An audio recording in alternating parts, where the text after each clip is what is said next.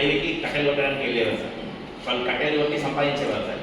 అయితే ఇద్దరిలో ఒక వ్యక్తి పొద్దున్న నుంచి సాయంత్రం వరకు కట్టెలు కొట్టేవారు సార్, కానీ అతనికి డబ్బులు ఎక్కువ వచ్చేవి కావు.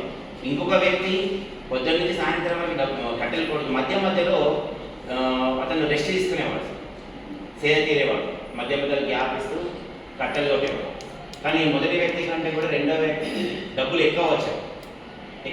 అయితే అతను ఏం చేసిన మొదటి వ్యక్తి రెండో వ్యక్తిని అడిగాడు, ఏమైంది నువ్వు అసలు ఏం మధ్యలో గ్యాప్ తీసుకుంటున్నావు, మధ్యలో 1 1 hour అసలు కట్టెలు కొట్టట్లేదు, అయినా నాకంటే డబ్బులు ఎక్కువ సంపాదిస్తున్నావు, కారణం ఏంటి అని అడిగాడు.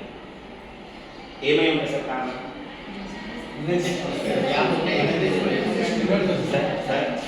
సార్ రెస్ట్ ఎక్కువ తీసుకోవడం వల్ల ఎనర్జీ ఎక్కువ వచ్చి బూస్ట్ అలా కొట్టినాం. ఇంకా సార్ ఏ విధంగా ఎక్స్పోర్ట్ చేయాలి, ఏ విధంగా అమ్మాలని కూడా ఆలోచించారు ఆ టైం. ఏ విధంగా అమ్మాలో, ఏ విధంగా కట్టెల రకాలు అది కాదు సార్. మధ్యలో వేరే పనికి ఏమన్నా వాడండి. గుడ్డల్లో మాయ ఉన్నది గుడ్డలు కూడా మంచిగా ఉంటాయి sir. Yes sir, yes you're right sir.